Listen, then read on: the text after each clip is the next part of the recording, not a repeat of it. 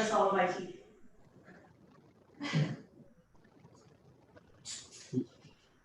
While we're waiting, Kim, I want to make sure, can everybody hear me? Yes. I can hear you. It's not a fixed, so we can hear you. Hi, Lily. Hi. I think we're still waiting on Gary and Jake. Yeah, just to let everybody know that we're streaming now. So this video is live, and meeting is live and being recorded from this point forward. Also, once we actually start the meeting, I will go ahead and mute everyone, and then so Joe or Sean is ever starting that meeting, you'll just need to go in and individually unmute yourself and keep speaking. As I kind of covered with everybody in our test runs, is that we will definitely want to keep our microphones muted unless we're needing to speak, just to reduce the background noise. Because as you guys can hear, there's quite a bit of background noise coming from everybody's different homes and offices. Hey, Chris, I have a question. Can you hear me?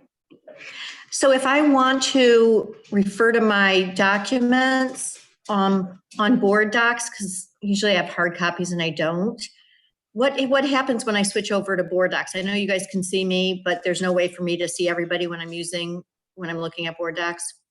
Not unless you have a second monitor, no. Or you can just make the screen smaller, but no. Okay, thank you. Sure. Okay, so we're going to give it, I know we're live streaming now, but we're going to give it just a couple more minutes here. And then we're going to, oh, hi, Gary. Hey, sorry, I didn't have that on. You're good, you're good. So we'll just give it like maybe 2 more minutes, guys, and then we'll go ahead and start.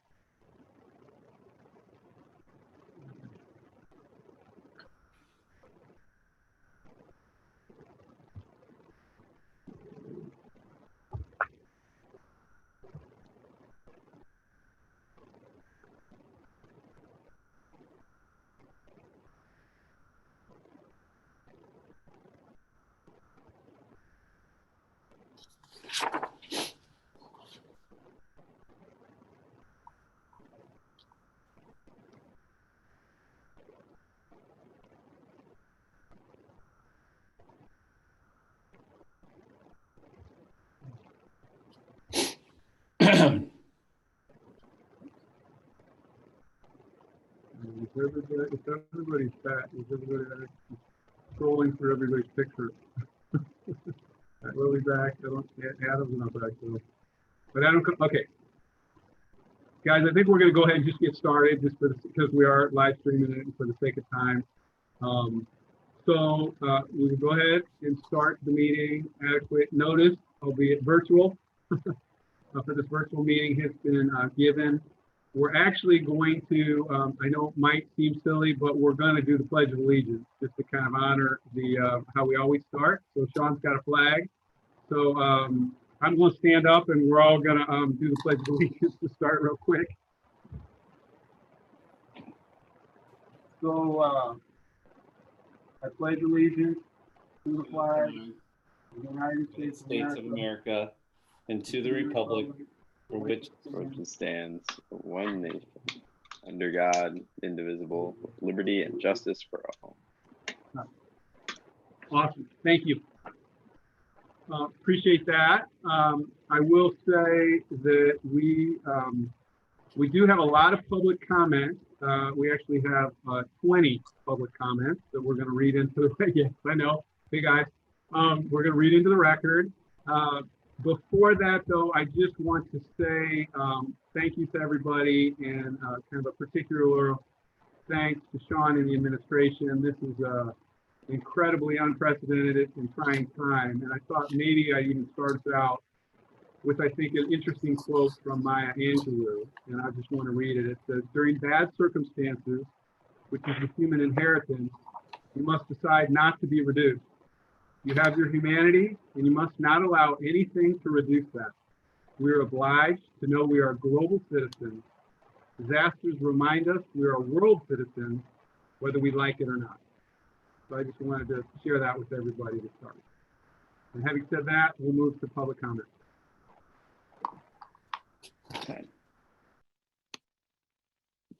So and just so everyone knows, the way that we did public comment is that we did a form where people could submit their public comment, and Chris compiled all those, and I asked him to read those tonight so that way we can record those and have those on record. So I'm going to ask Chris to go ahead and start with the public comments.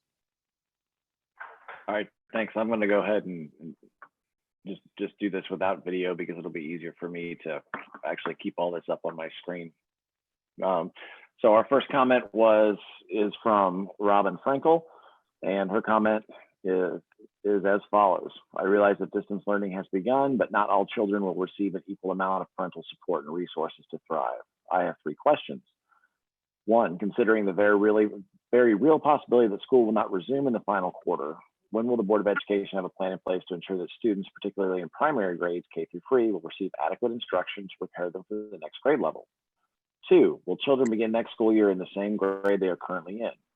3, will superintendents in Missouri try to collectively get legislation reversed and permit schools to begin the next school year earlier than usual to help make up for lost time this spring? Next comment is from Brian Ireland. His comment is as follows. While internet learning is undoubtedly better than doing nothing at this time, it cannot replace in-person classroom instruction. Consequently, has there been any thought given to treating this hiatus as the district would a snowstorm? By classifying COVID-19 as a snow day, a portion of the canceled days could be made up. Adding days or weeks to the school calendar and mitigating the amount of classroom hours lost would be preferable to merely using Google Classroom as a substitute. Next comment is from Kimberly Henderson. It is actually just a question, will prom or graduation be postponed? Next comment is from Kristen Stahl. Her comment reads, since the election has been postponed, could candidates remove their signs from yards? They are distracting and unnecessary at this time. And then all of our remaining comments, we'll still read them all, but are related to an agenda item related to the work being done at Glenridge Elementary on the field. The first of these comments comes from Allison Hetty. She says, to the members of the board, over 5 years ago, when I was the PTO co-president at Glenridge, I partnered with Tim Wanish and his incredible crew to attempt to make the Glenridge Field a usable play space for our community. Since that time, I have watched grass grow and die, grow and die, grow and die. The time is right to move forward and construct a field that will allow our students to utilize our outdoor space safely, effectively, and year-round. I want to thank the district for taking the time to investigate all the options, for making a valiant effort to keep the space green, and for recognizing the need to move in a different, more feasible direction. As I write this from the confines of my home, I am reminded how crucial it is for human beings to be outside, having a space where students can be active and play safe during school and PE. No matter the weather, all year long is priceless, and the benefit to our community knows no bounds.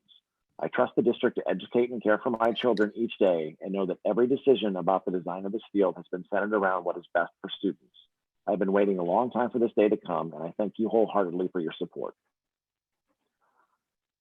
Nicole Miller. Nicole's comment is, first, I want to thank everyone that has been involved in the Glenridge Turf Project, from our amazing PTO, previous and current, to Mary Jo, Tim, and his staff. With the approval of this new and improved space, the Glenridge community will be able to have a place to come and play that is safe and enjoyable for years to come.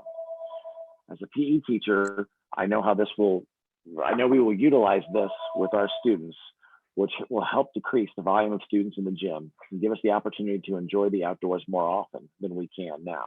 Please vote yes for this project, and thank you for your continued support. With much appreciation, Nicole Miller, Glenridge PE teacher. Next comment is from Kathy Weeks. To the members of the board, our son finished Glenridge Elementary in 2019. For most of his 6 years at Glenridge, the condition of the field has been atrocious and an unusable eyesore. Even though tremendous amounts of money and time were invested by the district to try and keep it usable and safe. As Morelands community members, we are in full support of having the field turfed. It is a much needed improvement to the school and will benefit teachers of many generations of kids. Peter and Kathy Weeks. The next comment is from Kara Majunkin. Her comment reads, over the 8 years I have had kids at Glenridge, the field was pretty much always a muddy mess, despite the efforts to make it nice and green. We're fortunate to have the support and resources to make the field, which is used during school, after school, and on weekends, an evergreen space for kids to play. Next comment is from Sadaf Kayani. I apologize for the pronunciation. We're relatively new to Clayton and Glenridge, but my son is always to be found in the Glenridge field playing soccer. It is a great place for him to hang out with his friends. Last year, when the field was not accessible, he had a hard time trying to find an alternative place. It would be wonderful to have an evergreen field, which is available all year round. Next comment is from Lisa Flynn. Glenridge Elementary School is the foundation of our neighborhood and a core reason we purchased our house. The playground provides an opportunity for our kids to play and for families to build relationships. Unfortunately, a large part of the outside play area is unusable due to weather or just plain being a dust storm. Playing and maximizing the time outside is crucial for growing and educating healthy children. We have wasted more money over the years instead of just turfing this area. Putting in the turf is an investment and will provide a usable surface for the school and community throughout the year. Next comment is from Ivan Baxter. I am writing to ask the board to support the turf at Glenridge. The school has no usable green space for children to play and has tried for years to get grass to work. It's time to try something else. The turf field will employ a local company and will be a great gift for students when they return to school after the long time at home. Next comment is from Lisa Flynn. Glenridge Elementary School is the foundation of our neighborhood and a core reason we purchased our house. The playground provides an opportunity for our kids to play and for families to build relationships.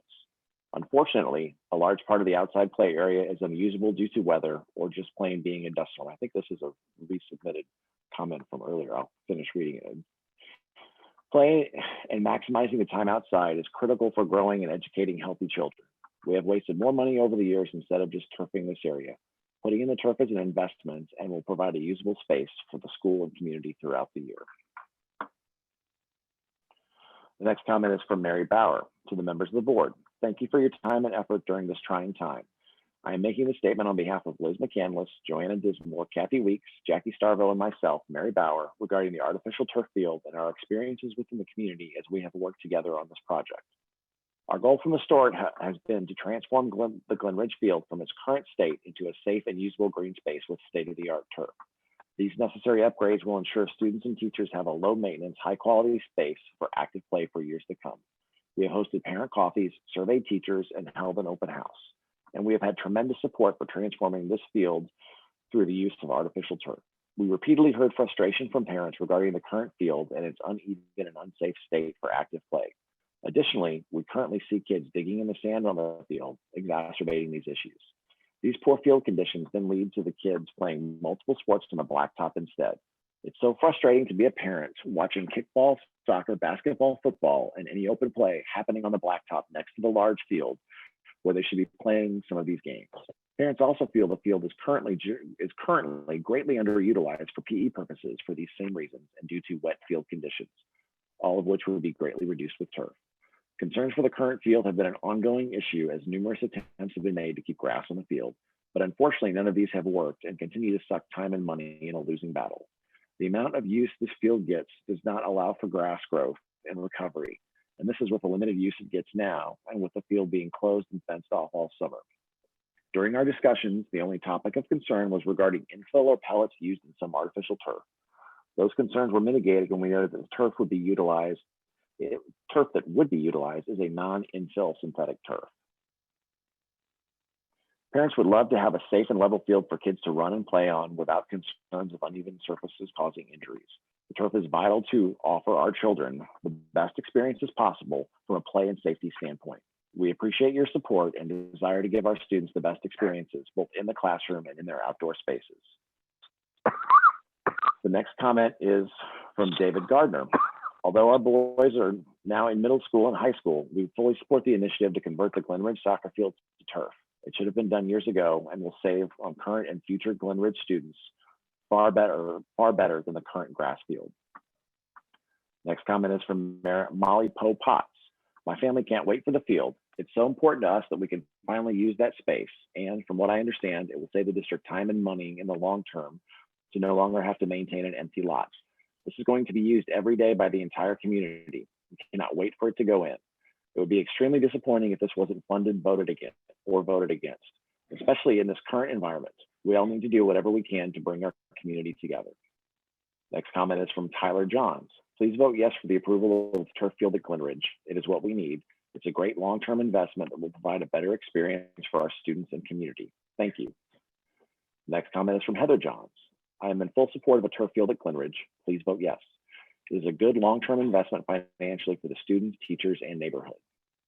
Next comment is from Rita Gardner. We may not attend Glenridge anymore, but our children still use the field to practice and for recreation. We love our community and want to see our facilities progress and continue to maintain high standards for our families. The next comment is from Patrick McDaniel. As a parent with 3 kids at the Glenridge neighborhood, it has been an incredible community to be part of. We make it a point on the weekends to visit the playground, to visit with other Glenridge friends and parents. We have an opportunity to enhance our school, our neighborhood, and our community by upgrading to an eco-friendly turf. We've seen other communities do the same, and their only regret was not to do it sooner. Please allow us to upgrade for many years to come. Our final comment comes from Anna Ives. As the Glenridge family, we fully support installation of a turf field on the school field site. It is important to continue to build momentum for improvement of the grounds, and making the most utilization of each part of our site is a critical part of this. We support the teachers and administration in helping make this happen. And that's all the comments that we have. Okay, awesome.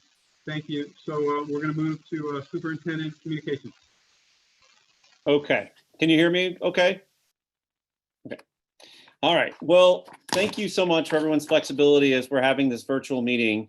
This is truly one of those situations that is a new experience for all of us. It's also causing us to think differently and to work differently. And so I appreciate the board's flexibility tonight. At our board meeting at the beginning of March, the board requested an update on the coronavirus and how it's having impact on the district.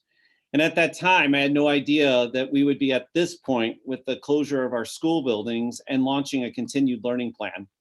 However, we were proactive in our conversations in February, and our leadership team prepared for this experience.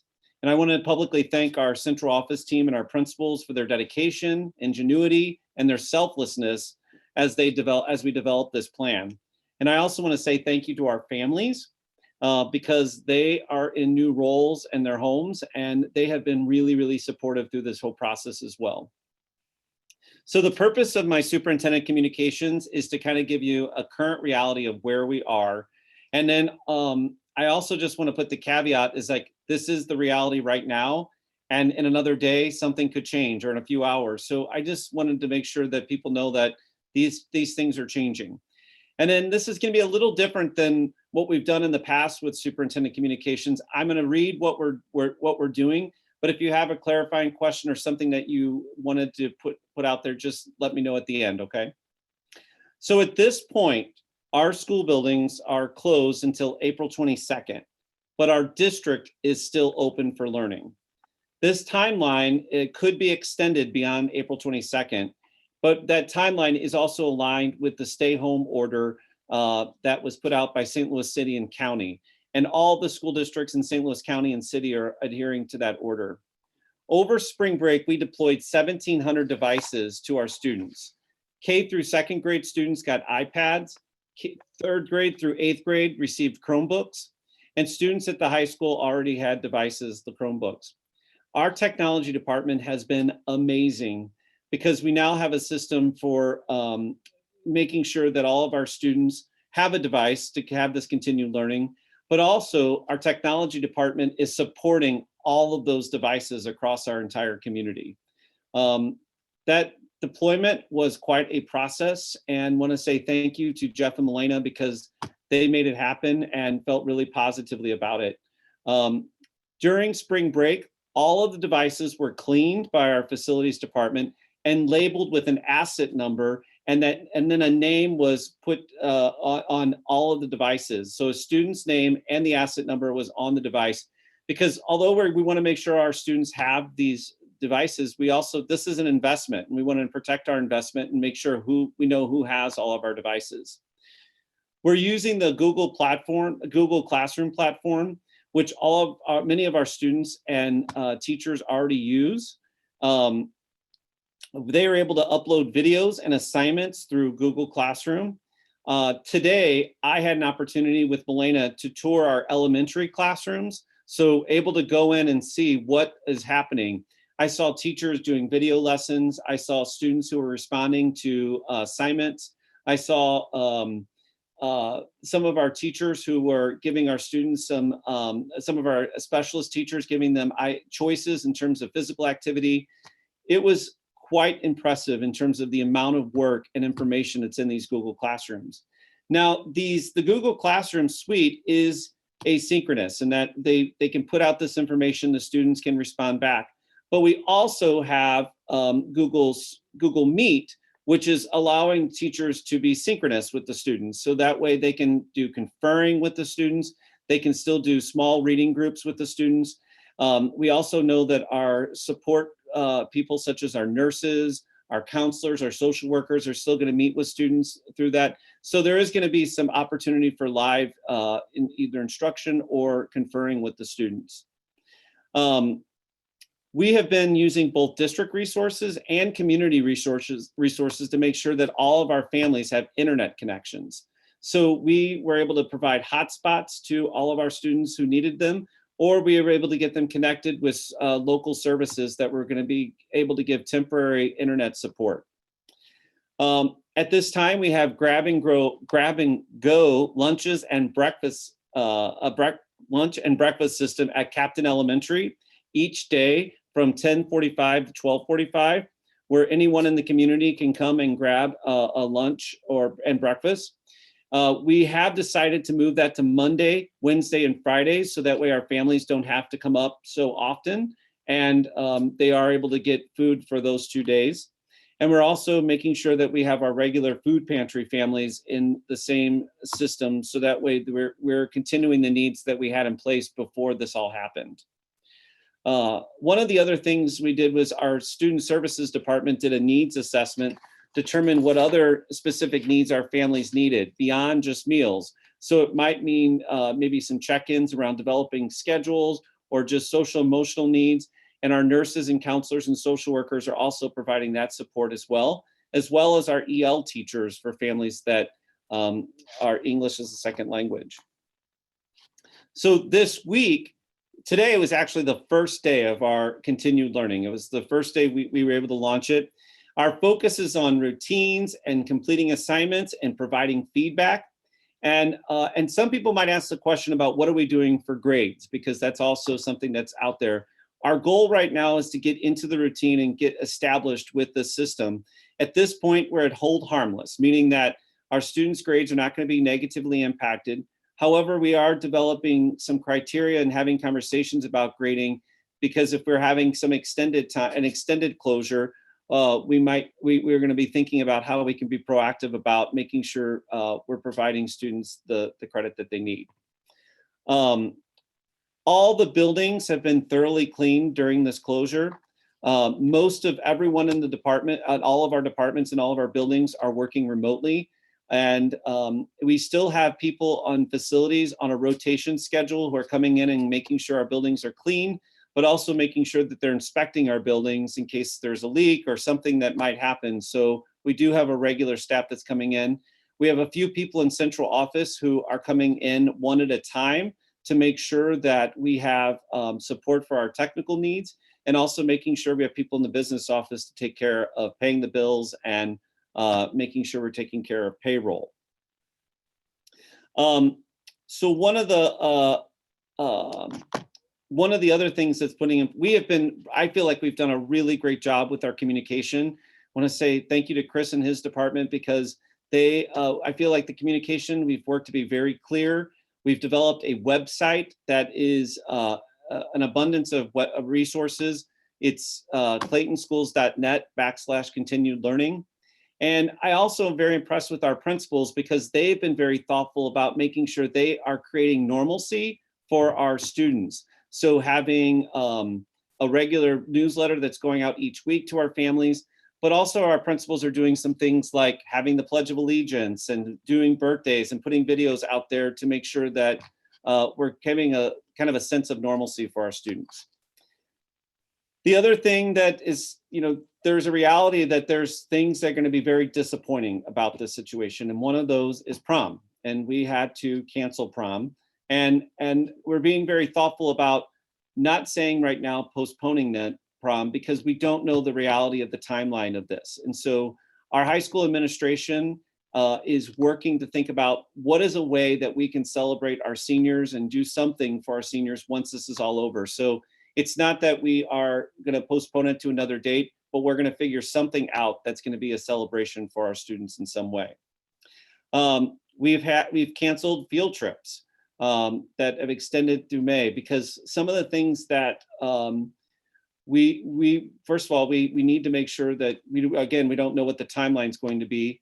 And then there's also some contracts that we have to give there's a certain point where we can pull out of these field trips. And so we want to make some good fiscal decisions. And then the other thing is if we're back in school, we feel like there's probably best if we're in our classrooms and taking care of what we needed to based off what we missed.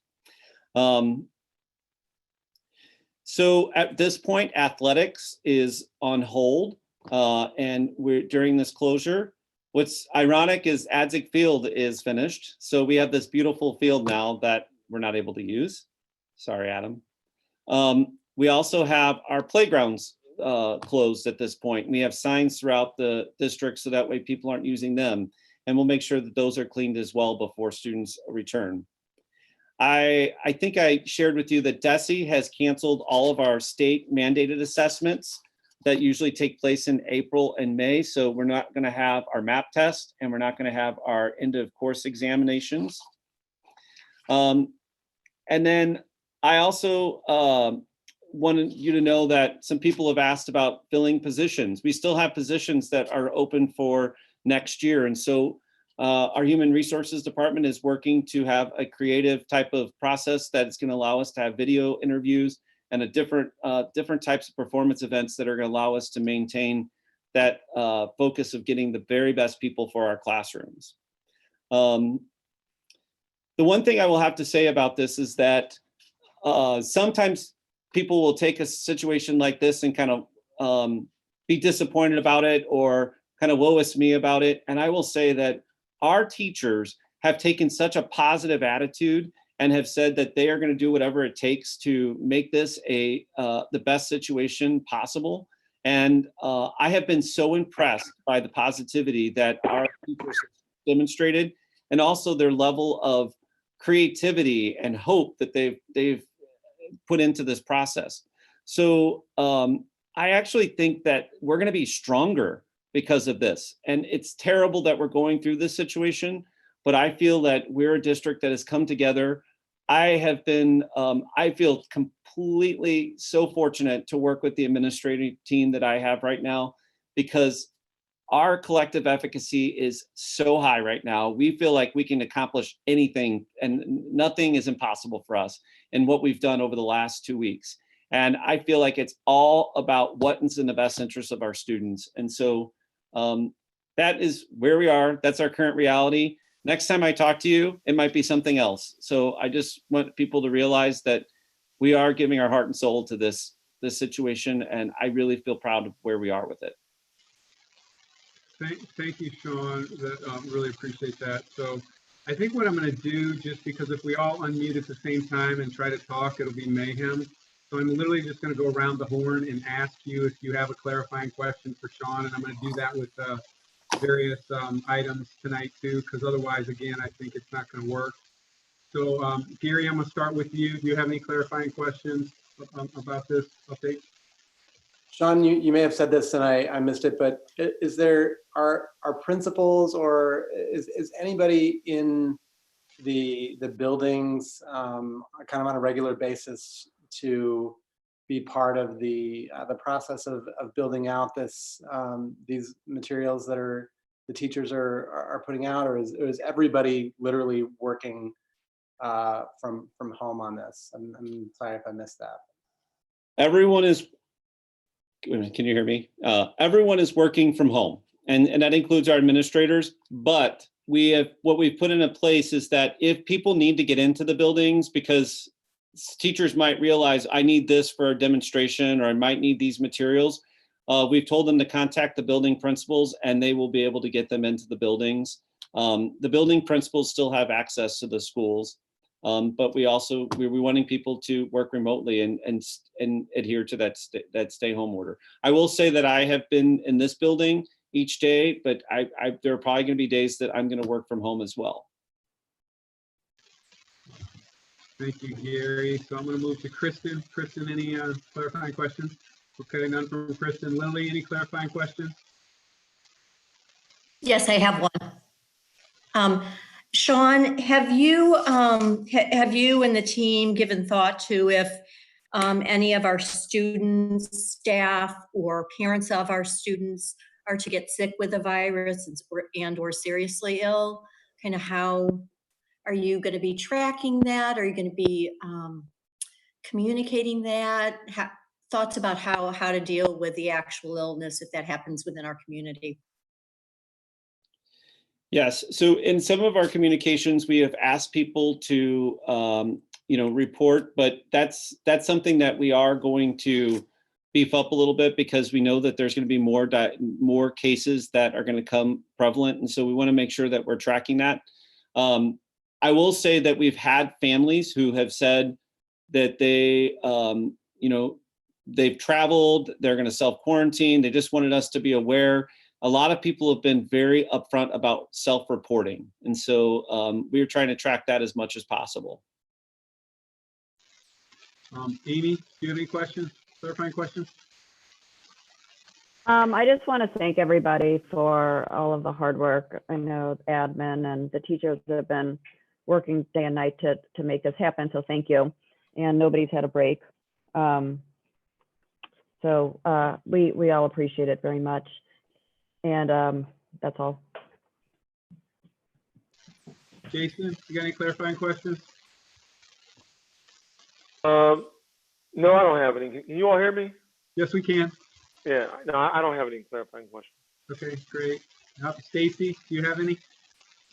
I don't have any questions, but I just want to thank Sean for your leadership and all the teachers and everybody that took spring break to work on this. I'm so impressed with everything that we're doing. And I appreciate you being so proactive with this because I think it helped ease the stress for the teachers, the parents, and the students to have something in place so early. So that's all. Thank you. No questions.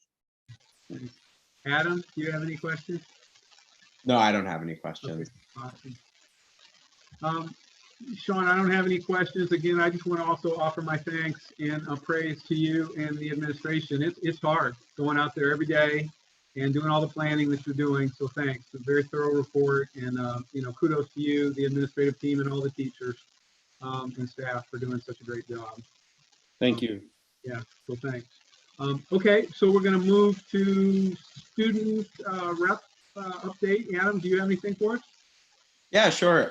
First, I also wanted to thank the administration on behalf of the students because as our lives are changing so much, it's nice to know that the administration is there for us and making our lives the best that they can be right now. So we appreciate it. But I thought I'd tell you a little bit about what my day was like today as a student and what it looked like and what it seems like it'll look like for me. So we started off I got email. I've been getting emails for the past few days from teachers who have been updating us on how the Google Classroom will work and where we're going to get our information. And so today I woke up this morning around 8:30, 9 o'clock, and you can get up pretty much whenever your body needs to, which is nice for us teenagers. And so I got up and I checked Google Classroom, and on each of my Google Classrooms, I saw what my assignments were and a little note from the teacher on what we should be doing and what tasks to complete for either today or in some cases the rest of the week. And so for French, it was, I would watch a video, and then I did on Google Classroom, I could type in an answer to a question, and then I submitted that. And then she provided some feedback, and then I resubmitted that answer later. For a class like economics, Daniel Glossinger had a meeting with all 80 students. He might have even more, but that's how many were on the call. We used Google Meet, and so we were all there. And when we started off, it was more of just kind of everyone talking. talking and then we could all hear each other. And then later we all muted ourselves and then he just led the discussion and we just listened. And it was mostly an update of kind of where are we going next and what are we going to be doing.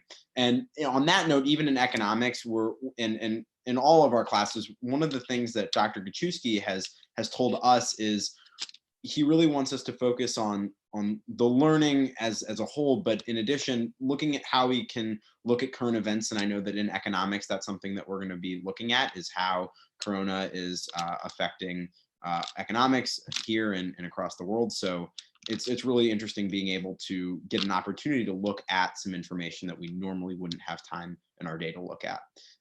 And after that, when I was all done at around 12 o'clock, because today was mostly it was a pretty light day, we were having around 30 minutes of work in each class. And after that, 15 minutes of homework, but it's mostly around 30 minutes per each class. And after that, I took a walk because it was a nice day. And that was my day today and what hopefully most days will look like. Thanks, Adam. Appreciate it. That's helpful. So we're going to move into our information items, and we have two this evening. And the first one is the social studies self-study for year 2. I think is Melina doing that, or Sean, are you doing that? Milena is going to give the report. Hi, everybody. So I was going to set up this report similar to how I've set up the other ones. So to first start with the social studies piece, when we came to you last year, we talked about some of our potential areas of focus being around our enduring understandings around critical thinking and historical thinking skills, the elementary social studies curriculum, and then civics and equity. What we heard from you at that time when we presented to you was a lot of support for a focus on equity, liked the focus on the civics and the citizenship, and really liking the idea of encouraging students to explore their areas of interest. So thinking more around that personalized learning kind of piece. So when in the report that we submitted to you recently, our goals took a little bit of a shift from those potential areas because some of those things that we identified as goals in the first part became just normal work within the process. And so it didn't feel like it needed to be a goal in and of itself. But so we ended in a place with 4 goals. Our first one around equity and the fact that students will see themselves within the curriculum, have their voices heard, and learn about others through listening and valuing differences. Our second goal and our fourth goal kind of work hand in hand. So it's a pedagogy goal and a curriculum goal. The pedagogy being focusing on inquiry-based pedagogy to increase student voice and choice. And then the curriculum piece really looking at that particularly the elementary perspective and reducing some of the overlap and the redundancies within the curriculum and being able to expand in a way that we haven't done in the past. And then a particular focus on civics across the board, so throughout the system. So developing and refining a K through 12 articulated curriculum strand around the rights and responsibilities as citizens. So when you think about as we do the work within these goals, how will we look different moving forward in our connection to the profile of the graduate? The equity goal will help us to focus around cultural competence. So that idea of respecting differences and understanding under other cultures, and empathy. So through discourse, developing understanding of others. So thinking pedagogically about how we approach that. Our pedagogy and curriculum goals will help us to increase intellectual curiosity and creative thinking. So like I said, they support the personalized learning focus within the district. And then that civics goal really focusing on self-actualization, creative thinking, and collaboration. So kids being able to advocate for change, challenging the status quo, and being agents of change while also being engaged citizens. So we're pretty excited about this work. I think it's, some of it looks like a big, like sort of heavy lift, but we're excited about where it can get us. Thank you, Milena. Sure. Appreciate it. So again, I'm just going to go through probably in reverse order this time, just to see if folks have clarifying questions. So I'm going to start with Stacy. Do you have any clarifying questions? Yeah. Yes, thank you, Milena. I thought the report was great, very thorough, and I appreciate that you use so many outside sources and resources for feedback and inside sources like the focus groups. I just had a couple of, actually, you just answered one of my questions. One of my questions was, I think it mentioned that the social studies department offers 8 AP courses at the high school. Mm-hmm. And I'm wondering, this might be a larger question than just this department, but has there been given any thought to being able to take any sophomore year so that kids can maybe spread those out or have the opportunity to take more of those classes? Right. So sort of historically as a building, the high school, they have had some conversation about this in the past. One of the things that we've sort of stuck with philosophically is this thinking about if an AP course is really supposed to be some component of like replicating a college course, thinking about it as being an upper level high school kind of piece. So we've historically stayed with 11th and 12th grade for all content areas for AP.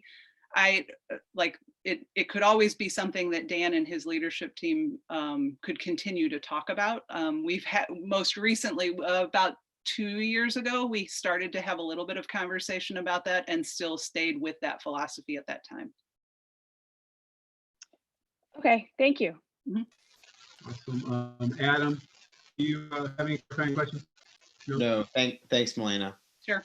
Okay. Jason, any clarifying questions?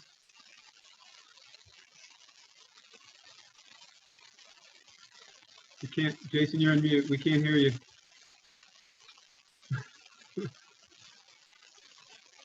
No. Okay, so none? Can you hear me now? Yes, we can hear you now. Okay. Yeah. Yeah, I have a couple of clarifying questions. The first one, well, number one, 2 things. I want to say everyone did a good job on with the expedience of getting prepared for this online process that all the students are having to go through, and the teachers and administration. So good job on that. And I really do appreciate that. That was actually pretty fast. I was actually amazed by how prepared we were. And then, but pertaining to this particular the social studies piece, there was one thing that I wanted to talk about, which goes back to the idea of what is it? Give me one second here. The idea of how we communicate to the students. Matter of fact, can you give me a second? Can you all continue talking and let me get back to you? Because I can't see anybody. It's for some reason it's kind of bothering me. So if you all can continue talking, I'll come back and say my points in a second, if that's okay with you all. That's fine, Jason. We'll come back to you. That's Thanks. cool. Yeah. All right. So, Lily, do you have any clarifying questions? Yeah. So my question, first of all, it was a really good report. I appreciate that, and the flow from kind of what you presented early on to the finished product just, makes so much sense. So, and the areas that you focused on. So one of the questions that came up for me is the question of the teaching of social studies in the lower grades. Like how are you going to figure out how much of the social emotional stuff? I guess my question, like I saw the part about the panorama and how that information kind of can inform the teaching, like if certain students are not feeling connected or a part of, and that it informs maybe how we're doing some things in the classroom. Mm-hmm. And I also saw, though, at the lower grade, there might actually be teaching of social emotional content, like in 1st and 2nd grade. And I guess what I'm wondering is how you guys conceptualize that, because while I know we need to be working at and improving social emotional learning throughout, pre-K through 12, at the same time, I do wonder how much of that falls within social studies and what might end up if anything, be taken away if there's a lot of focus on the content of social emotional learning. So I'd be really interested if you could just expand, Milena, on sort of how you all see social emotional learning Sure. being part of the next few years. So you were cutting in a little, in and out a little bit for me, but I think what I'm understanding your question to be is how are we seeing the sort of connection between social emotional learning and social studies, particularly at the earlier grades, fitting together so that social emotional learning isn't necessarily taking over the content of social studies? Right. Okay. Yes.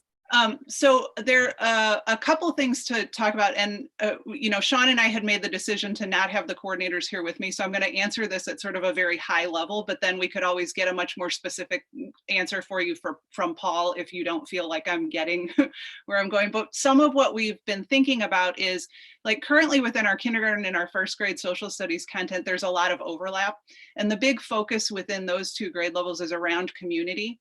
And so in thinking about social emotional learning from that idea of belonging and being a part of a community, and what does that mean to us? So from an age appropriate sort of standpoint, thinking in that way and thinking of the ways that we can partner with the counseling staff. So counselors currently go into classrooms to provide lessons. How could we do that in partnership with one another within that lens of sort of community and moving forward in that way?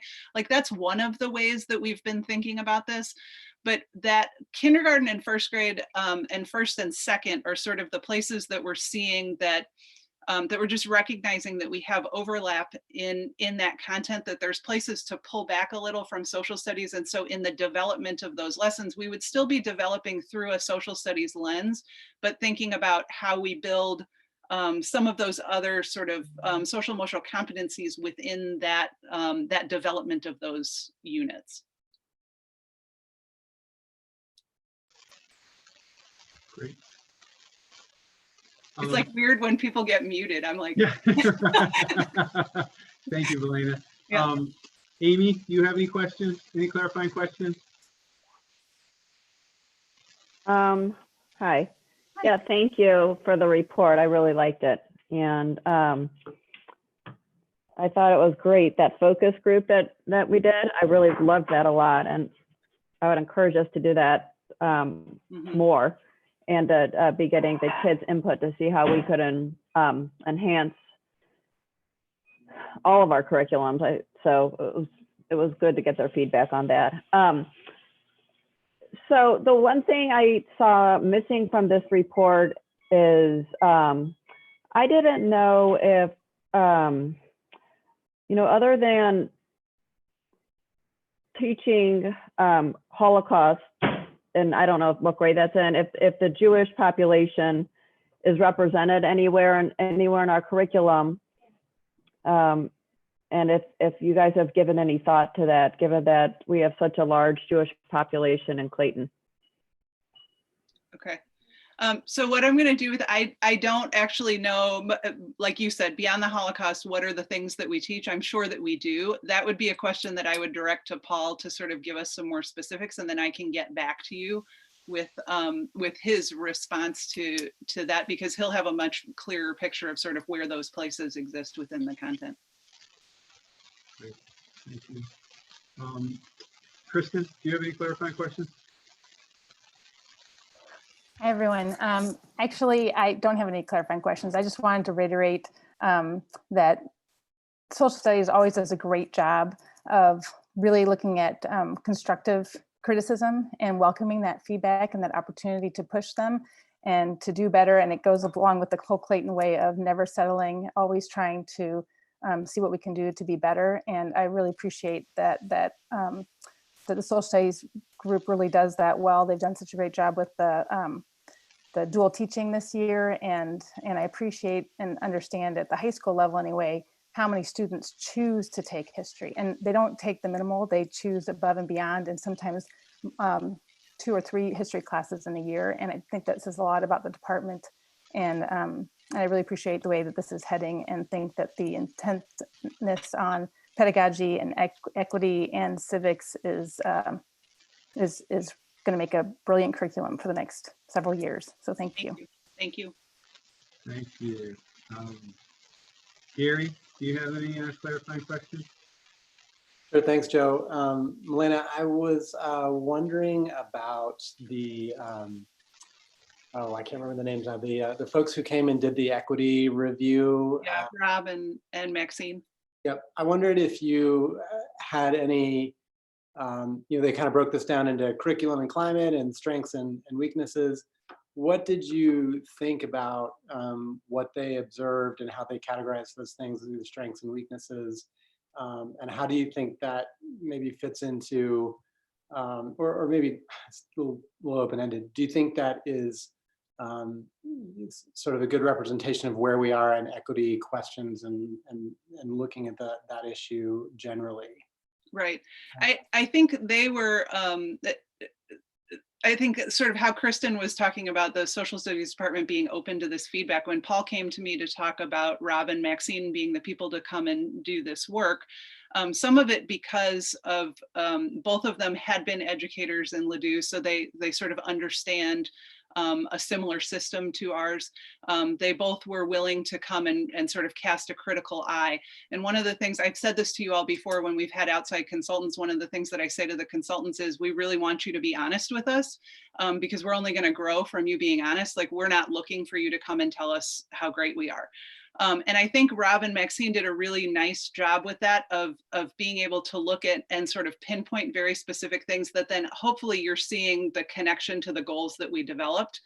So their work was really influential in sort of helping us kind of laser in with some of those goal areas where and the things that they noticed and the things that they were able to articulate to us, both within our written curriculum and in what they saw within classrooms. So yes, they saw positive things, but they saw areas where we need to continue to grow. And then when Chris Tennell did the focus groups, like all of that sort of triangulating together really sort of helped us to clearly see where the places that we need to put the energy. So I was impressed with their work. It was sort of a whirlwind for them because they were only here for 3 days, did a ton in 3 days, but I think really helped to inform us. And some of the stuff, both from the focus groups and from the stuff that Rob and Maxine said, was like, some of that's hard to hear. But I think in the end, it's going to make us better because we're willing to ask those questions. Thank you. Jason, going back to you. Are you ready for your question? Yeah, I'm ready. Yeah. So all right. So sorry about that, guys. But I wanted to talk about a couple of things. One, I wanted to understand more about. It says that it reads that that we took the first grade and shifted a lot of that, some of that curriculum into the second grade, and we're focusing more on social emotional in the first grade. Exactly those, I heard you mention earlier with Lily, but if you can speak to a little bit more about what exactly are we talking about when it comes to social emotional in this capacity? How are these kids going to get? What are we looking to get from this first year in first grade? Right. So I don't know that we know exactly right now what that's going to look like. Some of that is going to require us to do some exploration and some partnership work with the counseling staff. So like Robin and the counselors have been doing some work around the CASEL standards around social emotional learning. And so how does that work influence what we're thinking? So I can't really like pinpoint an answer for you because we still need to do some more work with that. And that's why they're sort of intended to be long range goals. But what we know is that by reducing the redundancies within the curriculum, it gives us the space to explore some of those pieces. And that idea of kids having more choice and more voice within the work that they're doing within social studies is a piece that I think is going to fit in the development of the of those units and what those look like to give children more agency. And what's happening within that space. So there's a component of sort of focusing on that sort of advocacy piece within there also. Milena, is it fair to say too that, like, I'm in here, they're talking about their own personal identity, and so I think that is going to be more of a focus for the first grade too. And that's fair. That's fair, because I think it mentions also in there that that we want the lesson to be appropriate also. I mean, this is kind of like down the line, but I'm drawing a connection there about like what's appropriate for children to learn. And I'm trying to draw an understanding of how and what will these kids be introduced to in first grade that will allow them to have that onboarding of social emotional in the social studies capacity. So Yeah. I got you there. I got you Yeah, there. I think we're just going to continue to explore that with the teachers. So the teachers, the elementary teachers on the committee will be the ones who will be spearheading that piece. Gotcha. Okay. Yeah. So I did notice it mentioned a lot about equity, and then of course it goes into, and then I was trying to draw an understanding, and thinking about our last meeting. Are we missing an opportunity to actually identify equity in this case as racial equity, or is it more so, or is it more of a broader term of equity? Right. When it comes, because it kind of actually speaks to American history being slavery and the idea of how the country was built, of course. So I'm trying to, or maybe that's my lens, and I'm just kind of jaded slightly. But I'm just trying to understand. I think that's a fair analysis. When we think about the questions that we asked within the focus groups, and we think about what we asked Rob and Maxine to focus on, it was through a lens of racial equity. Gotcha. So what came from the children in the focus groups, and Chris might be able to help with this because he was the one who was facilitating those, but what came from the students was something that like started from a lens of racial equity about Black and white, and became something broader in some of the information that the students gave back to us, and thinking about like our Asian students saying, we don't necessarily see ourselves within the curriculum either. So where it started and where it got to may have, like you said, sort of broadened the definition a little bit, but where it started was through a lens of racial equity. Right. And so making that point there about how Asian students might not see themselves in the fabric of our social studies, the history of our social studies, or even speaking about Jewish people, right? So because there's a short period of history that really is really inclusive of American history, but then we're talking about the world history. It's a much broader subject, right? And I guess the question is you know, how much are we? And I know you kind of have it as a layered model. It goes through second through 10th grade, right? Am I right? The American piece? Yeah, it's civics, and it's also well, you have that civics piece across the board, that we're looking at that across the board, but then you're looking at like our American history piece is like a 5, 6, 7 sequence, and then our world history is an 8, 9, 10 sequence, and then you start to get into all of those electives after 10th grade, so kids can sort of go any different path. Yeah. Yeah. So I guess the question would be is, and this is just me, probably a little too in the weeds. I'm reading this. I have time. But like the American history, how do you incorporate what's happening in the outside world, like folks that were actually playing a part in the American history between that time period we're talking about. So, but that's neither here or there. But it's just interesting. I'm looking to hear and understand how that's going to work out. Yeah. And then I would love to have seen a quick little bio on Maxine and Robin, just so I can have an understanding. Okay. Yeah, so I can have an understanding of what their lens, what shaped their lens, and what's their philosophy, right? And how they come up with their practice and operation of being able to advise folks on equity and race. Okay, and I can get that to you now. Like we can send that out to you all so that you know sort of who they are and what they represent and some of the work that they've done, which is why we tapped into them for the help with this. Gotcha. Appreciate that. Mm-hmm. And then I'm going to get a little bit more specific now. just my other question I had was, we were talking about an equitable written curriculum. So exactly,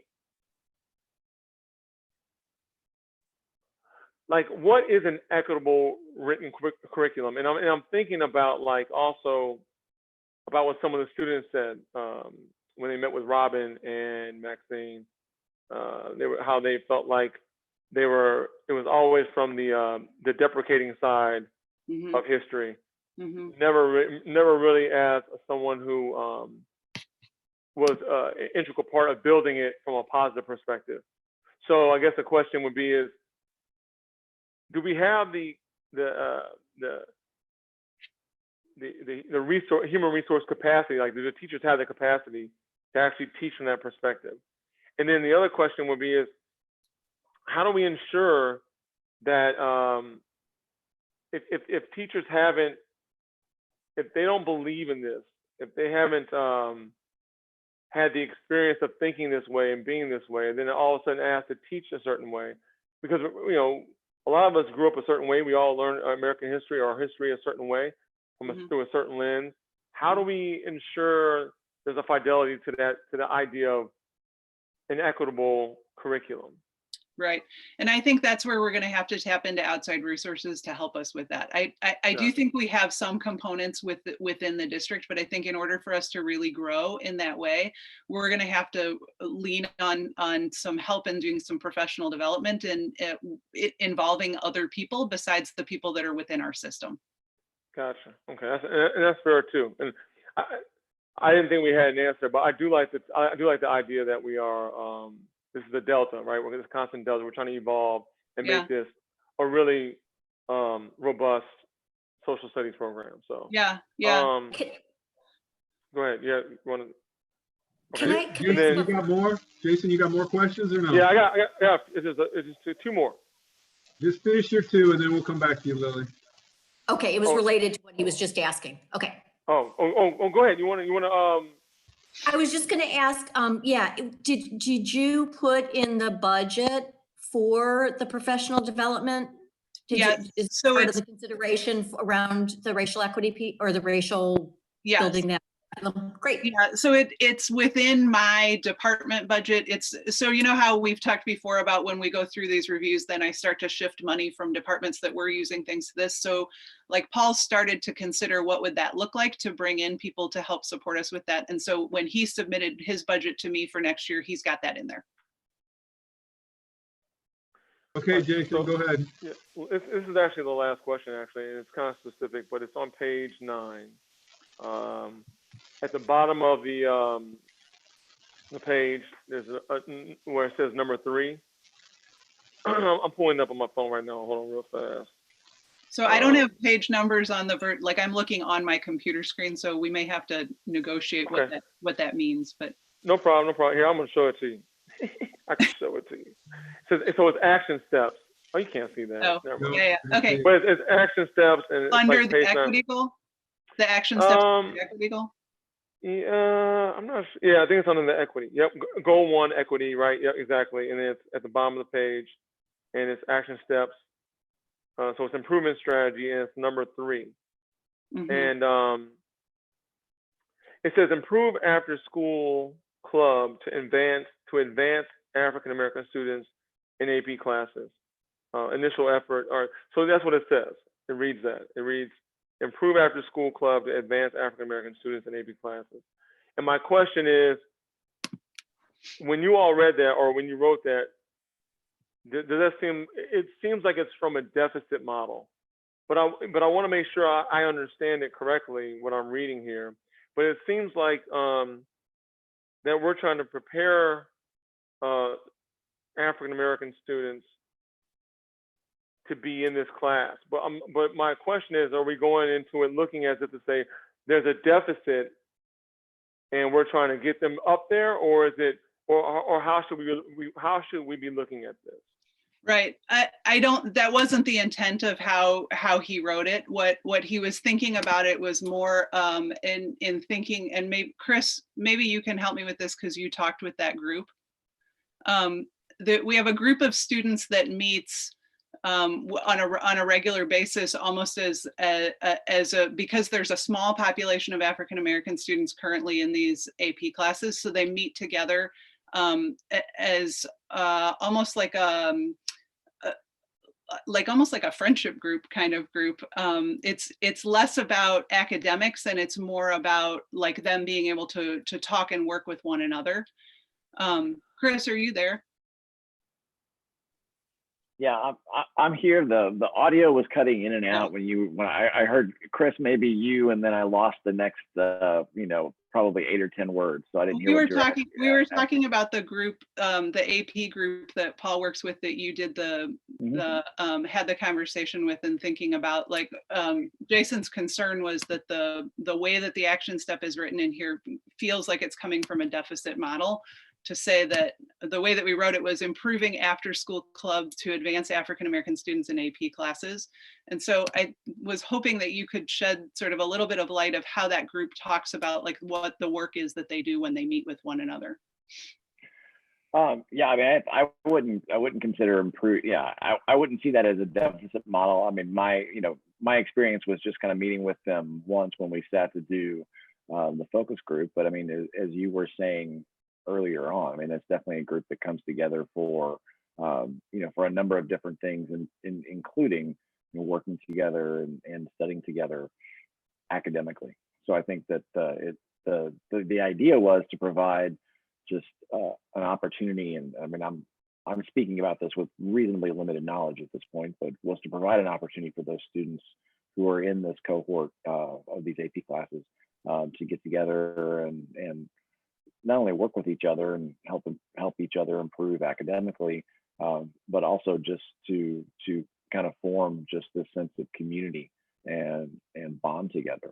And I think from my perspective, in terms of the different groups of students that we met with, it was a very effective group to sit down and have some really just honest and good conversation with about where we were trying to go and the things that we were trying to learn about the social studies curriculum. I'm not sure that answered your question, Melina, but. Well, I got the gist of what you're saying, but I do want to be mindful of how these things read, right? So because these are the types of tropes that show that it makes it feel like African Americans have there's a shortcoming when they reach the classroom, and so what we want to be mindful of and be careful of is providing instilling them in a lack of confidence, right?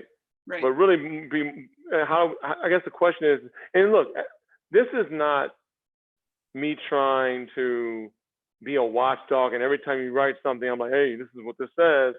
But what I am trying to do is I'm trying to make sure that we are cognizant, because the way I read this, and maybe I spent too much time on this, but like the way I'm reading all this, it sounds like you're trying to build a very robust, fair, and equitable model. And whether someone was enslaved, or whether someone was actually someone who actually had authority and was able to build and able to instruct and construct, right? Throughout these years of American history or history, we want to make sure that they're shown in whatever light they need to be shown in, whatever capacity, right? Not just one. And we also want to make sure that the students who enter the room feel like this is a fair and balanced process. Right. And so that's why I bring this up. We do want to make sure that our African American students are achieving at a level, and I think you all, and you can disagree with me, but I do think you all feel the same way, that it might not just be about the students and what they're missing, but it could definitely be about also how our perspective of them when they walk in the room. Yeah, And, I think that's a fair criticism. And I think, so as we look to make adjustments to this before you all vote on this, I think that's one place that we can adjust the language within that action step to make it not come across in that way, because I that wasn't our intent, but I appreciate your feedback in that. Right. And I also noticed that I think in Maxine and Robin's write-up in the appendix, that they also talked about the deficit model. And that's what I felt like at that point in time. Okay, everybody's right on target, because we're talking about the same thing we mentioned in the last meeting. And I'm sure you all were discussing that way before I was ever even thinking about academia and education and all of that. So, but Okay. yeah, so I felt good about that. Okay, thank you. Yeah, thank you. Thanks, Elena. I don't have any clarifying things, plenty of questions. So let's move on to 6.02, English Language Development Self-Study Year 2. Okay, hold on, I gotta find my notes on that one. Okay. So with this one, when we came the last time, we talked about 3 areas of potential focus. One was around co-teaching, one was about a welcoming school community, and then the last one being around newcomer support. So what we heard from you at that time was that co-teaching sounded like a good idea, but we needed to consider it from a financial perspective and a staffing perspective. The welcoming school community seemed like a good focus area. And then to consider the short amounts of time that students come in, that certain students come in, and how do we make sure that we build a program that is welcoming to them. So as you saw in the report, we then, like our final report has 3 goal areas, which feel pretty much sort of in the same vein as what we had initially presented to you. So developing and strengthening that co-teaching and collaboration to support English learners in a general education classroom. So thinking about that both as the idea of delivering language instruction as well as delivering academic language simultaneously. So as opposed to sort of that older model of thinking about pulling students out to do English learning, to learn the language, and then infusing that back into the classroom to do those things simultaneously. And that the classroom teacher and the English language development teachers would work side by side on differentiation and scaffolding throughout the day. So similar to how we talk about gifted, that students are gifted not just for 150 minutes a week, English learners also are English learners all the time. And so how can we build in those scaffolded supports? The second one around ensuring a welcoming school community. So opportunities for international families to meet and engage in community events, and then really thinking about the newcomers. So we merged those 2 kind of into one thing to think about the welcoming school community across the board. And our newcomers really needing some of those same things around community events and being able to engage as a group, but then also needing some different kinds of support or additional supports as being new to the country and sort of acclimatizing. And then the third one is a curricular goal. So that's a little bit different from what we had presented to begin with, but really thinking about supporting the development of language, so skills in English, while also working on academic language. And as the district focuses more on this idea of personalized learning, looking at English learners needing some support, but also being able to like express themselves and really being able to think positively about them and how to empower them. So as we move forward, how would we look different? Our collaboration goal, we feel, really focuses around intellectual curiosity. By keeping students in general education classrooms, we can encourage authentic interactions with peers and content. So we think that actually is beneficial both to our English learners as well as our other students. And then the idea of cultural competence. By having English learners in general education classrooms as much as possible, it would increase all of our students' understandings both of different cultures, so valuing the differences and then discovering commonalities across those different cultures. And then the welcoming school community, again, focusing on cultural competence and empathy. So similar to the other goals, this focus could build on the cultural competence and empathy of all of our students, not just our English learners. And then the last goal around curriculum, like I said before, as the district increases our focus on personalized learning, the curricular changes we envision will continue to build that intellectual curiosity and creative thinking for our students. Awesome, thank you. Gary, any clarifying questions? Okay. No, I don't think so. Thank you. Thank you. Amy, any clarifying questions? Yes. Hi. So I'm wondering what we, I'm on, I guess it's Molina, I guess it's goal number 2, which is the welcoming school community. Yep. So this is sort of around that. How how, what are we doing, I guess, to make sure we're embracing the social emotional needs of these students, especially given that there's that language barrier? Right. Nancy, the coordinator for this group, is starting to talk and connect with social workers and thinking about those perspectives. And I think Robin and she have connected on it also. So it is a piece that's there. I wouldn't say that we have it well defined right now, but it's a piece that's in our thinking as we start to develop what this goal really would look like once it's fleshed out. Okay. Yeah, I mean, it'd be also along those lines. I love how you put that goal in the welcoming school community. And you guys might already be doing this, but also finding a way for students to connect with, some of our students that speak English to be able to connect with some of these students and form bonds and relationships so that they feel connected to their peers too. Yeah. Kristen, any clarifying questions? No, I don't thank have you. any. Yeah, I'm good. Thank you. Lily, do you have any clarifying questions? I do. I've got 3. So my first question is, again, I'll just step back for a second and say thank you, and that I'm amazed at how much well, first of all, this really hits on such a great aspect of our community and our district, that we have so many students that come to us with English as their second language. And how much that you all look at in this area can be used with students in general. So I'm struck by both of those things.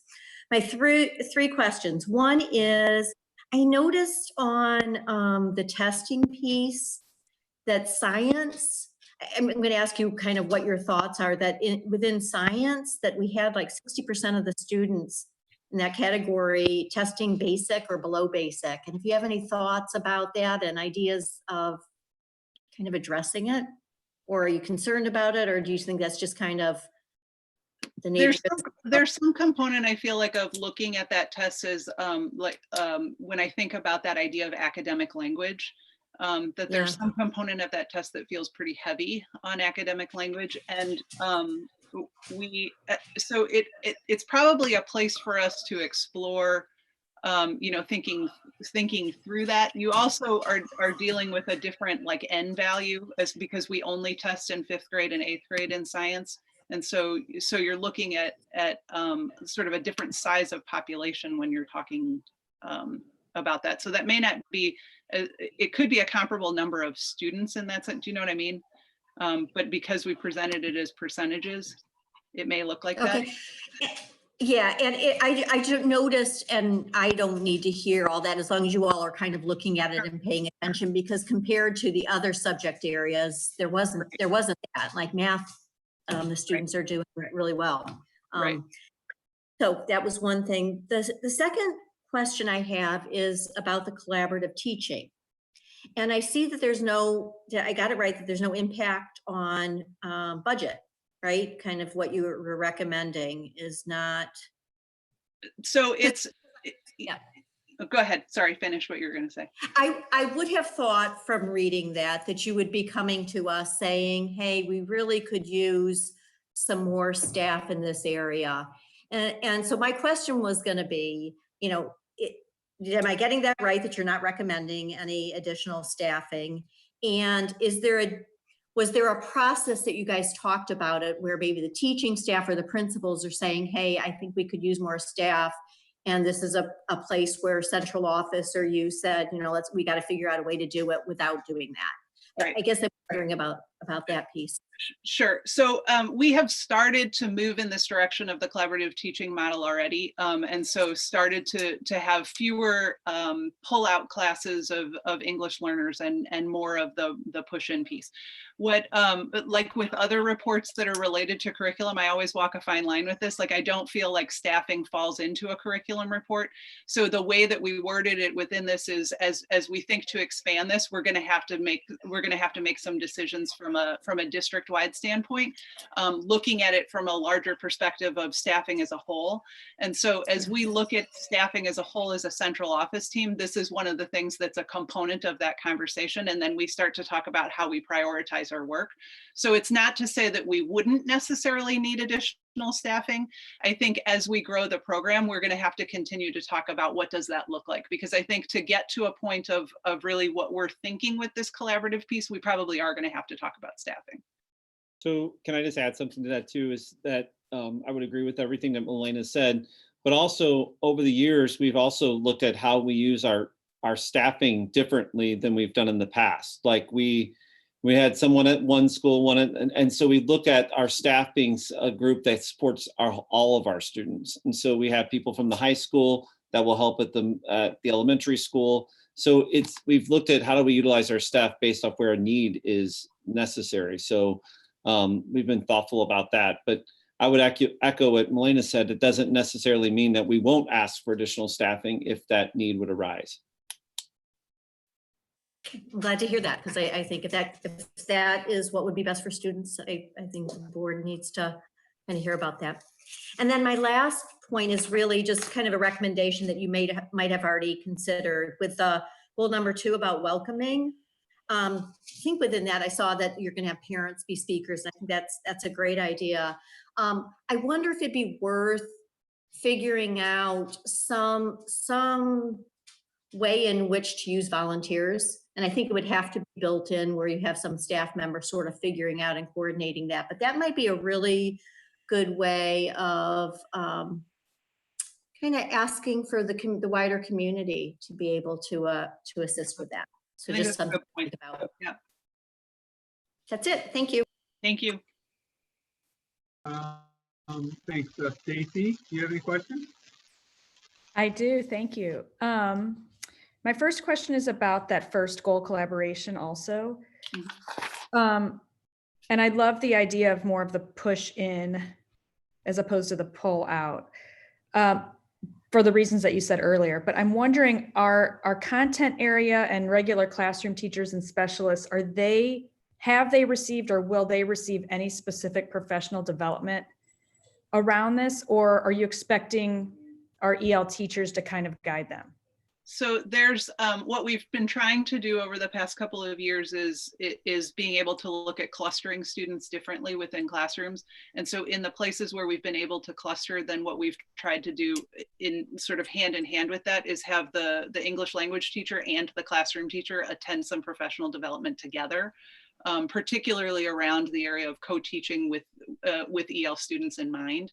And so that has been a pretty successful model. So sort of starting small in that sense and then expanding across the staff as the years have gone on. We also have done, particularly at Glenridge, because of the sort of larger number of EL students within that population, brought some outside people in to help support. So we had somebody from DESE come in to do some overall like building professional learning with the teachers and so with the whole staff, and that was received really well. So we want to continue thinking about those pieces, not just within that school, but across the district. Because when you start to look at the numbers, I think we have this mental model that Glenridge is sort of tipping, like having a lot of English learners within the school, but you'll see that they are pretty spread across our buildings. And so I think we need to focus that professional learning across the district. Thank you. My second question actually was that about Glenridge, because the graph showed that the numbers were about double there. And I was curious how we're supporting that school in particular because of that. And you kind of just answered that question. But we also, so from a professional learning lens, as well as from a staffing lens. So Nancy, so there are two, we have one full-time staff there, and then Nancy, our coordinator, she's about 0.5. At Glenridge, so they have more staff there for English learners than the other schools. Great, thank you. Thanks. Adam, any clarifying questions? Yeah, I've just got one quick question. I know we were talking about staffing and even professional development. And my question was just if, especially at younger grade levels in our elementary school and even middle school, if there's time built in for English language learners to meet with their classroom teacher individually and just connect throughout the year. So for the student to meet with the classroom teacher? Interesting. I don't know the answer to that question. Beyond like what would be a typical sort of meeting with them, like so conferring around reading or writing, like those things I think take place. Also, the English language teacher pushes in oftentimes during those times to help support. But that's an interesting question. I don't know the answer to that. Yeah, that's just something I was wondering about. Okay. And Jason, any questions? Jason, did you have any questions? Yeah, not really. I do want to say that I noticed that that I like the way this was written, and in particular, let me say what I'm saying. I'm not just attaboying you. What I'm trying to say is the approach in which we wrote this is very there's a lot of latitude, and the assumption that these folks are capable is what I like a lot, right?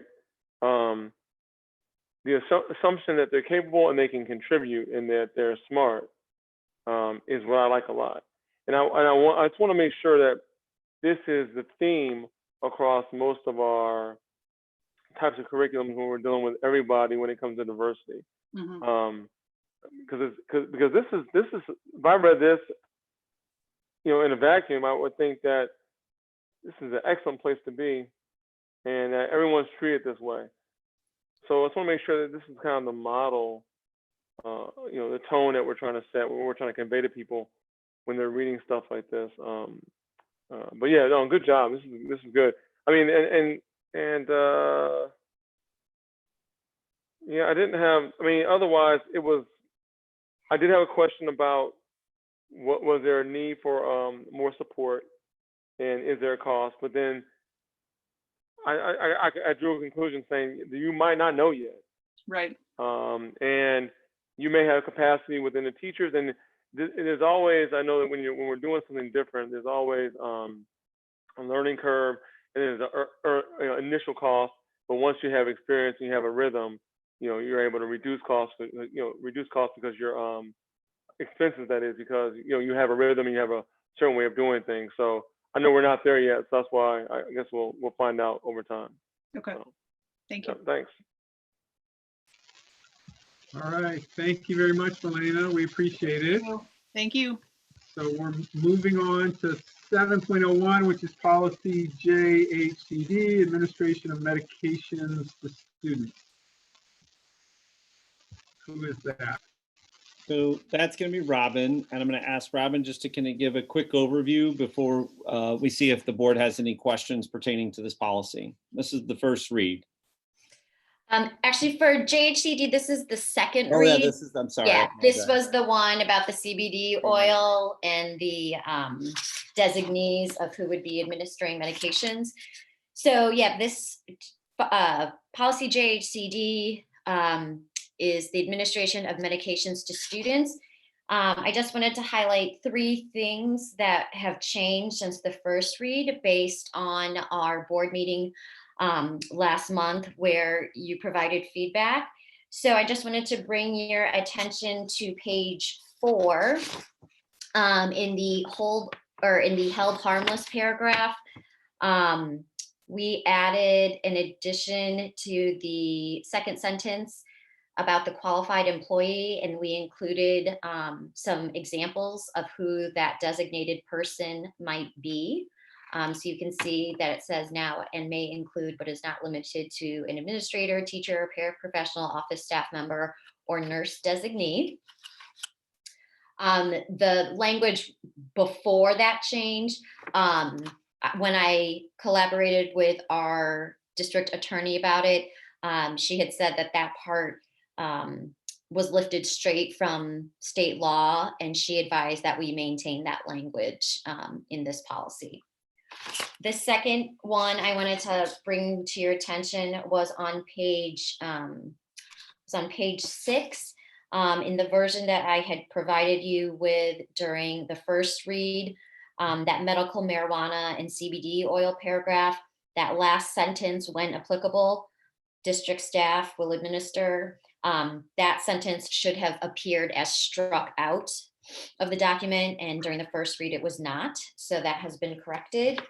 And then the last change I wanted to highlight for you is on page 7. We eliminated the use of the his or her pronouns and replaced it with their. Great, thank you. So this is a study item. Jason, any questions? No, no questions. Oh yeah, well, not really, no. Okay, Like, thanks. Okay, Adam, any questions? No. Okay, We're good. thank you. Stacy, any questions? I do have 2 questions, and I'm sorry, Robin, for maybe not noticing this on the first read. But on page 6, where it discusses the CBD oil,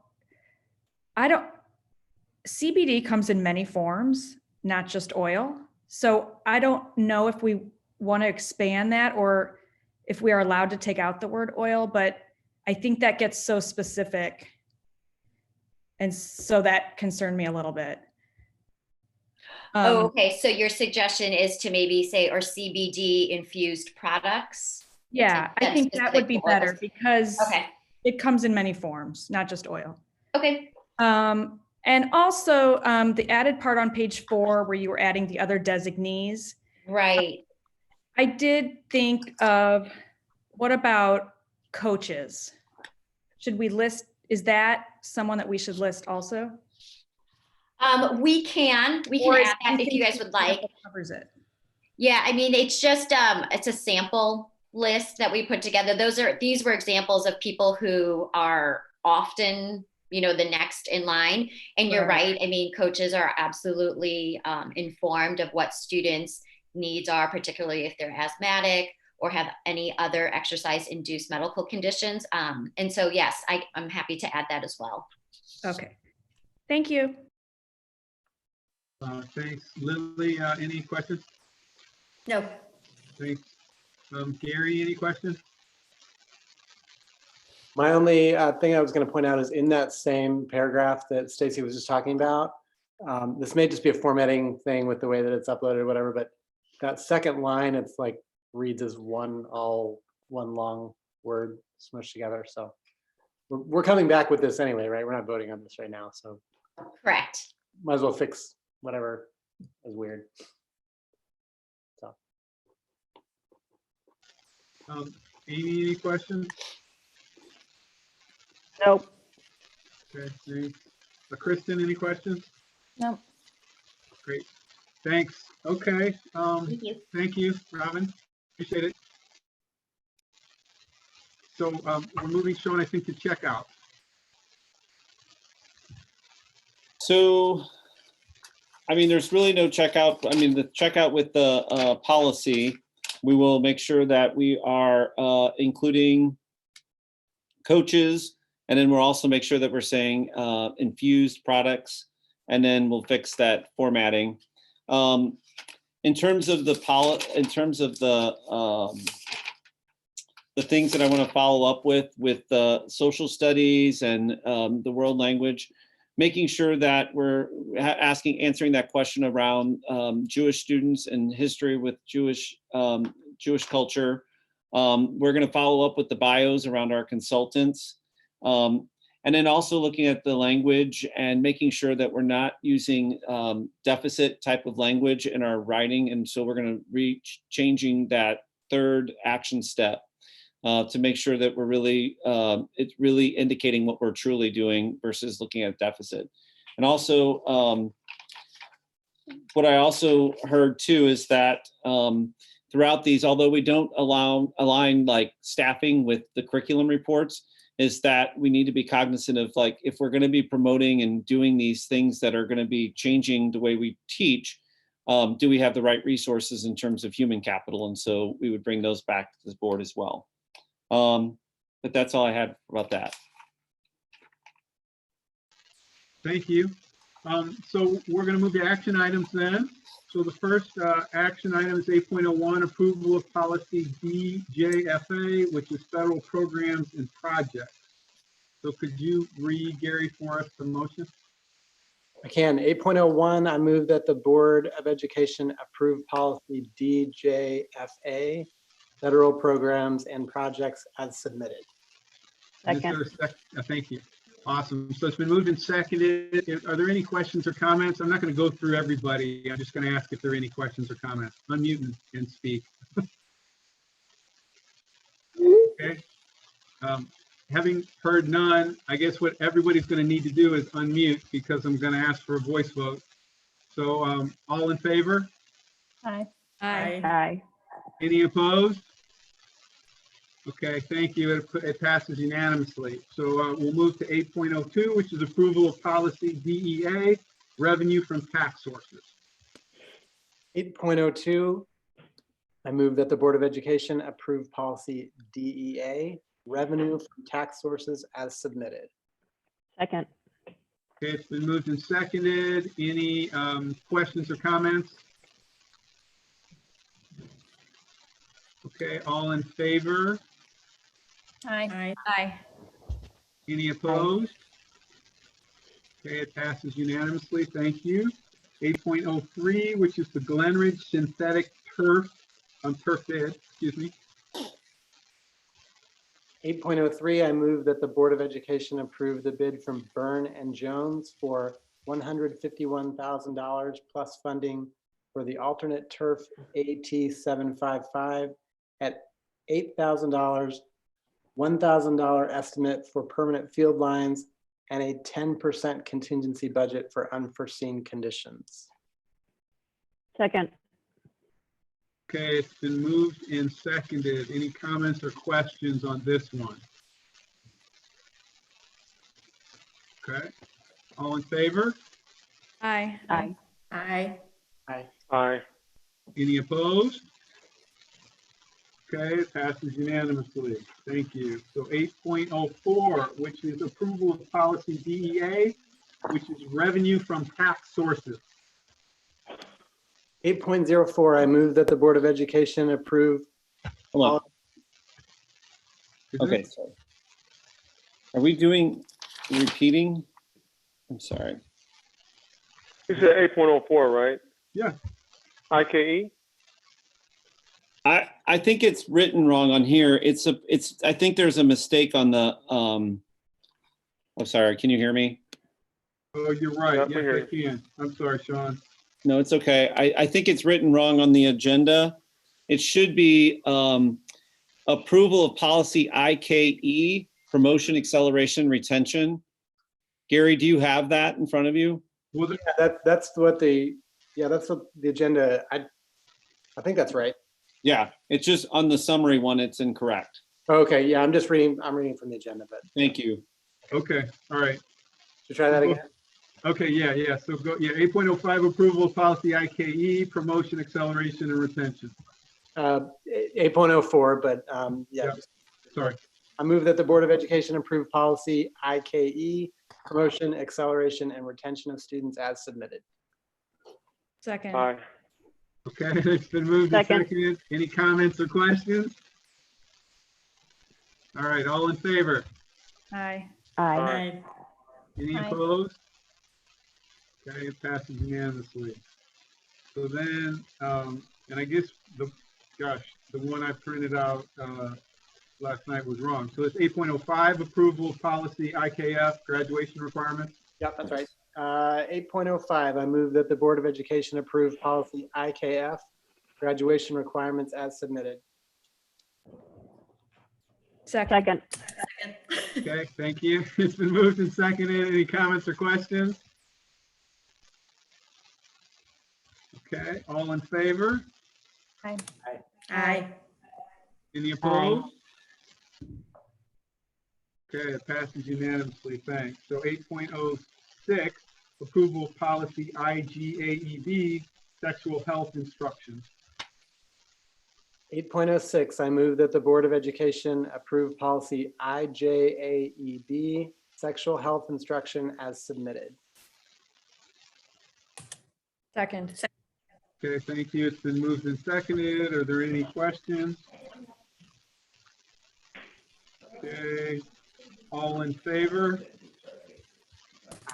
Aye. Any Aye. opposed? Okay, it passes unanimously.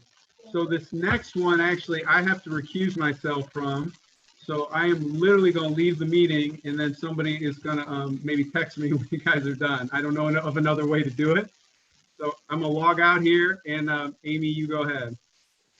Okay. Let's wait till that. Good. Amy. Okay, is he gone? Are we good? Yep. Okay. Gary, can I get you to read the motion for certified staff reemployment, 8.07? You can. It's 8.08 on here. So 8.08, I move that the Board of Education approve the reemployment of the certificated staff as submitted for the 2020-2021 school year. Can I get a second? Second. Okay. Is there any questions or comments? Okay, it's been moved and seconded. All in, Aye. aye. Aye. Motion passes.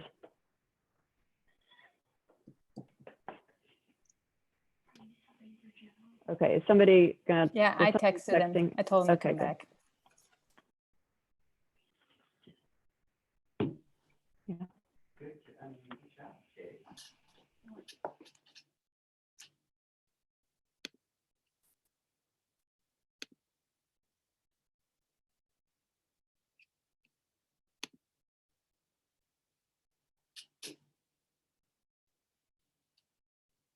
There he is.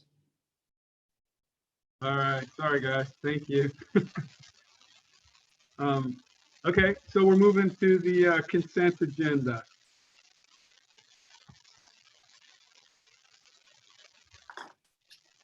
Right, consent agenda. Do we have a motion for that, Gary? Sorry. Welcome back. I was just admiring you being back. I was distracted. 9.01, I move that the Board of Education approve the consent agenda. Second. Okay, it's been moved and seconded. Any questions or comments on the consent agenda? Okay, all in favor? Aye. Aye. Any opposed? Okay, it passes unanimously. There were two donations that we just want to recognize. The first was from the ExxonMobil Corporation for their generous donation through the Educational Alliance Program of $500 to the Glenridge Elementary for math and science. And the second was from the Natalie Mellman Memorial Foundation, 2020 Natalie Mellman Invitational for the generous donation of $1,000 to Clayton High School Athletics. Okay, so. But that did say ExxonMobil, right? It did say ExxonMobil. That's correct. All right. You're right. You're right. Okay, so financials. Do we have a motion for the financials? I move that 10.01, sorry, I move that the Board of Education approve the payment of current expenditures and investments as submitted. For a second? Second. Anybody second? Thank you. Second. I did, It's been yeah. moved and seconded. Any questions or comments about the financials? Okay, all in favor? Aye. Aye. Aye. Any opposed? Okay, passes unanimously, thanks. So we are going to move on to board communications, and I'll just go around the horn and ask folks if they have something or not. So I'm going to start with Amy. Do you have any board communication? I do not. You do not. Okay. Thank you. Gary, do you have any board communication? I'll just add, I didn't really say anything about this earlier, but just the my own acknowledgement and appreciation for the staff for putting so much effort into the adjustment here with the learning from home and all those things that are going to go into that.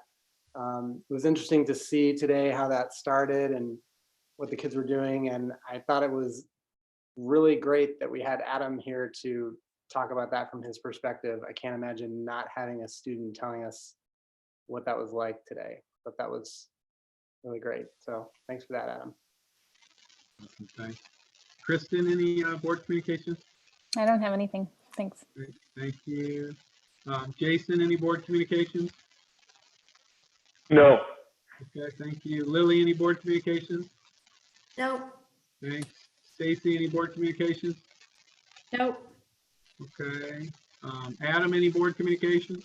Yeah, actually, I just want to let everyone know, I know DESE canceled end of course exams for everything, but I just want to let you know that AP is going to be online for those of you that don't know, and the ACT has been pushed back till June. So our standardized testing is going to be going on a little bit later, and we'll have time before college applications will really start on those next year and really have to get those out. So we'll have more opportunities to take ACT and SAT, but that'll be over the summer and maybe a little bit later. We've gotten some emails about college and what that process will look like during all this. It's going to be a little bit different, and colleges and their admissions process is changing as well, and they understand the circumstances. So it's changing as it goes on. So just want to let you all know about that. Great, thank you. And I have just two things real quickly for folks. So one, obviously, the board PLC that we were talking about for May 2nd isn't happening in terms of a meeting, but we are going to get together the group and see if they want to do something virtually, right? I don't, we'll see. And then second, because, this would have been Lily and Kristen's last meeting. And so thank you, Lily and Kristen, for serving a little longer. The election obviously has been postponed till June 2nd. But what we're going to do, and I just wanted to share with you, we're going to rearrange the calendar a little bit to try to honor kind of, old board, new board stuff as much as possible. So we will not have a meeting on April the 15th, because that would have been our kind of, welcome new board members, and we won't have new board members. So we're not going to have that meeting. We will have one on the 29th. We would have then had 3 board meetings in May, one of which was Sean's review, but typically, again, that's with the new board. So we'll push off that May 18th meeting until into June. We're thinking about June 10th. We'll obviously work with calendars, but I just want to share that there are in essence 2 meetings that would have been on the calendar, April 15 and May 18th, that we will take off the calendar. So just so folks know. And I think that is it. So do we have a motion to adjourn? I move that the Board of Education adjourn. Second. All right. All in favor? Aye. Aye. Aye. All right. We are adjourned. Thank you, everybody. Thank Thank you, you. everybody. Bye, everyone. Okay. All right. See ya.